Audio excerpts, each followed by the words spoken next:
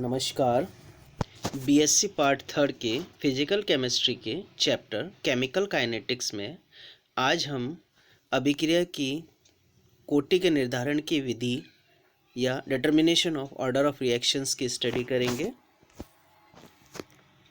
अभिक्रिया की कोटि का निर्धारण करने की कुछ विधियां हैं। ये विधि हैं पहली समाकलन या अनुभव की विधि, इंटीग्रेशन और ट्रायल मेथड। दूसरी विधि है आलेखी विधि, ग्राफिकल मेथड।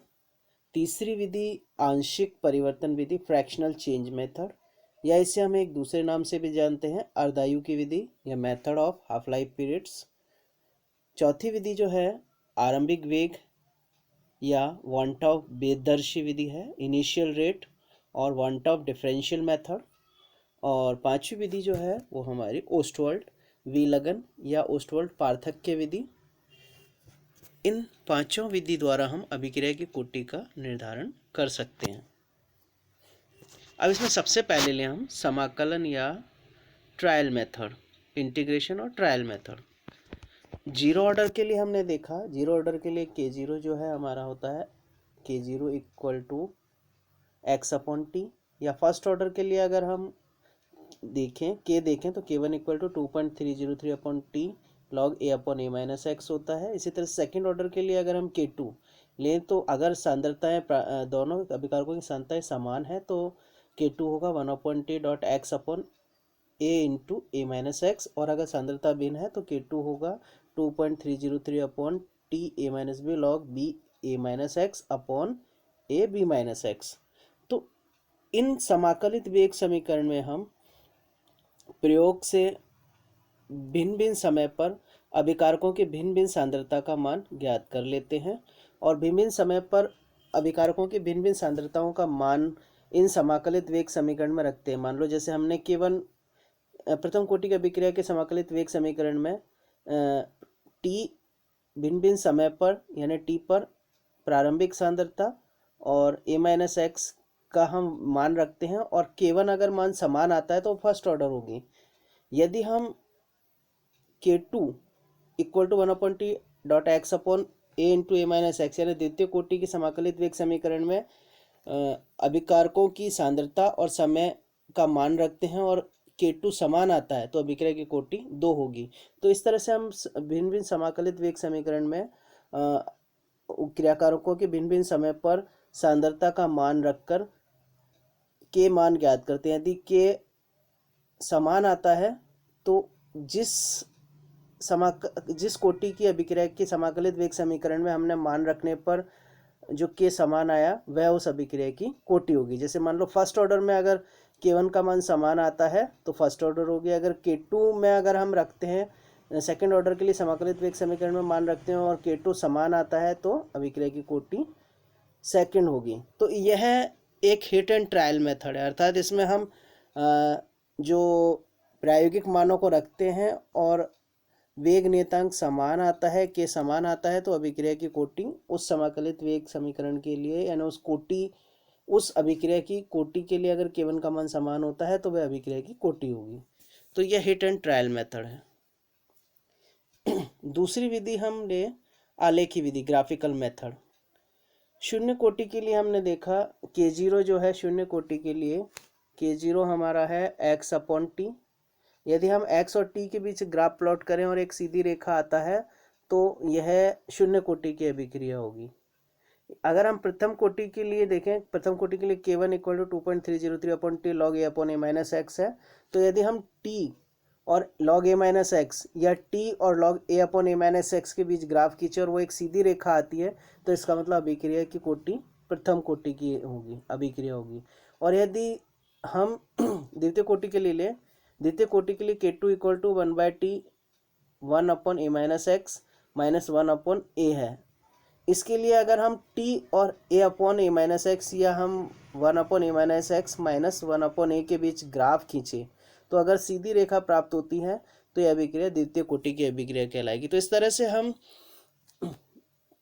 भिन्न भिन्न अभिक्रिया के लिए t और कंसंट्रेशन के बीच ग्राफ प्लॉट करते हैं और अगर वह सीधी रेखा आती है तो अभिक्रिया उस अभिक्रिया के लिए वह अभिक्रिया की कोटि होगी।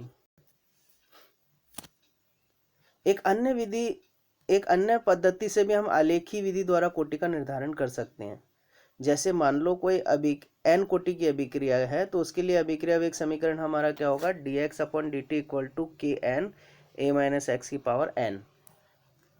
दोनों तरफ हम लॉग लेते हैं, log dx upon dt equal to log kn plus n log a minus x, या हम ये कह सकते हैं log dx upon dt equal to n log a minus x plus log kn। अब हम log dx अपॉन dt को log a minus x के विरुद्ध आलेखित करते हैं, यानी अगर हम ग्राफ खींचते तो एक सीधी रेखा आता है और इसका जो स्लोप होगा वो अभिक्रिया की कोटि को बताएगा, यानी जो स्लोप का मान n होगा वो अभिक्रिया की कोटि को बताता है। नेक्स्ट विधि जो है वो आंशिक परिवर्तन विधि या अर्धायु की विधि भी कहते हैं, फ्रैक्शनल चेंज मेथड और हाफ लाइफ मेथड। n कोटि की अभिक्रिया के निश्चित अंश को पूर्ण होने में लगा समय अभिकारक की प्रारंभिक सांद्रता के n-1 घात के व्युत्क्रमानुपाती होता है। अर्थात हम ये कह सकते हैं T1 प्रोपोर्शनल टू क्या होगा, 1 अपॉन a की power n-1।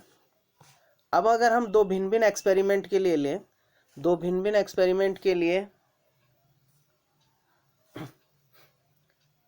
T1 proportional to होगा 1 अपॉन a1 की पावर n-1 और T2 प्रोपोर्शनल होगा 1 अपॉन a2 की पावर n-1 के। T1 में T2 का भाग देंगे तो हमें क्या मिलेगा, T1 upon T2 equal to a2 की पावर n-1 अपॉन a1 की पावर n-1, या हम ये कह सकते हैं a2 अपॉन a1 की पावर n-1। इसका हम लॉग लेते हैं तो log T1 upon T2 equal to क्या होगा, n-1 log a2 upon a1, या हम इसको इस तरह से भी लिख सकते हैं log T1 minus log T2 equal to n-1 log a2 minus log a1, या हम ये कह सकते हैं n-1 equal to log T2 minus log T1 minus log T2 upon log a2 minus log a1, या हम इसको इस तरह से भी लिख सकते हैं n equal to 1 plus log T1 minus log T2 upon log a2 minus log a1। अब हम भिन्न भिन्न सांद्रता a1 और a2 पर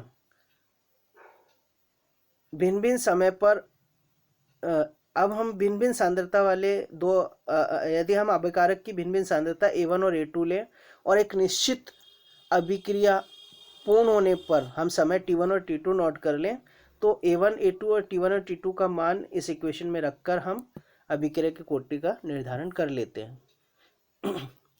यदि भिन्न भिन्न सांद्रता a1 और a2 लेकर उनकी अर्धायु हम T1 हाफ व T2 हाफ ज्ञात कर इनके मान इस समीकरण में रखते हैं, यानी अगर हम T1 और T2 की जगह T1 हाफ और T2 हाफ यानी इनकी अर्धायु रखें तो जो अभिक्रिया की कोटि होगी वो n हमें ज्ञात हो जाएगी। तो यह विधि जो होगी हमारी क्या होगी, अर्धायु विधि कहलाएगी। यदि हम टाइम t के स्थान पर इस इक्वेशन में अर्धायु रखें तो यह विधि अर्धायु विधि कहलाती है। नेक्स्ट ले हम आरंभिक वेग या वांट ऑफ भेददर्शी विधि, इनिशियल रेट और वांट ऑफ डिफरेंशियल मेथड। यदि अभिक्रिया के सभी क्रियाकारकों की प्रारंभिक सांद्रताएं समान हो, ठीक है, तो n कोटि की अभिक्रिया के लिए रेट इक्वल टू हमारा क्या होगा, rate equal to minus d upon dt equal to k n into c की पावर n, यहाँ c क्रियाकारकों की सांद्रता है। या हम ये इसका अगर हम लॉग लें तो क्या होगा, log minus d upon dt equal to log k n plus n log c। एक क्रियाकारक की दो भिन्न भिन्न सांद्रताएं C1 और C2 हो, यानी हमें एक क्रियाकारक की दो अलग अलग सांद्रताएं लें, C1 और C2 लें, तो उसके लिए क्या हो गया, लॉग माइनस C1 अपॉन d log minus d C1 upon dt equal to n log C1 plus log Kn। इसी तरह से दूसरी सांद्रता पर log minus DCT upon dt equal to n log C2 plus log Kn। अब समीकरण एक को हम समीकरण दो में से घटाते हैं तो क्या होगा, log minus d c two upon d t minus log minus d c one upon d t equal to n log c two minus n log c one. यहाँ लॉग के एन से log k n cancel हो जाएगा। अब log या हम इसको इस तरह से भी कह सकते हैं, log minus d c one upon d t minus log d c t upon d t equal to n log c one minus log c two. या इसको हम इस तरह से भी लिख सकते हैं, n equal to log minus d c one upon d t minus log minus d c t upon d c two upon d t upon log c one minus log c two. तो यहाँ